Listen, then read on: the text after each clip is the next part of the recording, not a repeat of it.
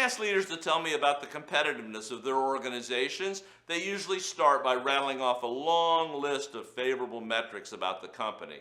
It's not uncommon for these senior people at the top of an organization to get 7 or 8 items deep in their list before they mention the people on their team as a competitive strength. This in itself is often an indicator of other problem areas in the organization.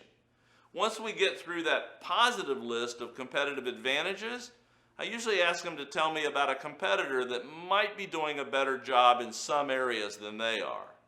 Here I get all sorts of answers as well. Some are rationalizations, some are market related, and yet others are obstacles or barriers that present challenges. There's really no limit to the number of reasons that a leader might tell me that another company is more competitive or stronger than they are.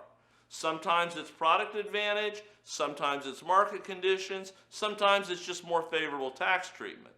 This all makes sense, but you know what's never really on their mind? They never say that XYZ competitor thinks better than they do. In my experience, that's one of the biggest competitive advantages that they're up against.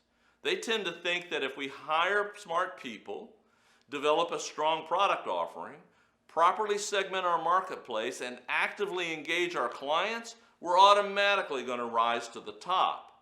So we work hard on developing sales skills, marketing expertise, refining our organizational administration, and striving to be better leaders. But how much time do you really spend making you and your team better critical thinkers? When I ask this question, I find that most senior leaders are receptive to considering both the fact that this might be an area worthy of being exploited and that it could be a significant reason that they aren't number one in their category.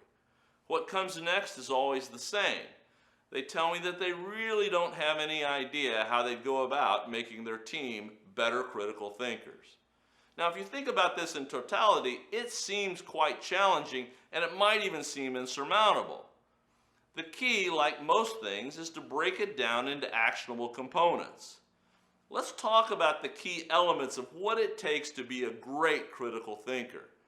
If we want to break it down into actual components, we need to think of it in terms of the process that allows us to quickly but fully take in as much relevant information about the situation as possible. Then we'd need to effectively evaluate the situation and analyze all this new information that we've gathered. Once we figure out what information we have to work with, we need to dramatically develop our ability to draw the best conclusions from this volume of information that we're analyzing. Now, it's unlikely that you're going to be making major decisions that are available to you in this critical thinking process all alone. That means we need a stronger methodology to explain and discuss issues and the possible solutions with colleagues and other stakeholders. That's right, communication capability is one of the 5 critical skills that we need to develop if we want to be better critical thinkers.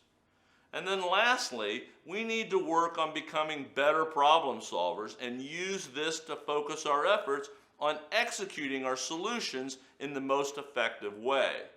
Becoming better critical thinkers can transform your competitive advantage in your marketplace, and it can be the catalyst that helps move the organization to the head of the pack. It all starts with a proactive plan to break this complex process into actionable items that we can work on. If you become a better observer, a stronger analyzer, more adept at drawing conclusions, and communicate with your colleagues and stakeholders more effectively, the problem-solving part of the equation will be far less intimidating and you'll be far more successful.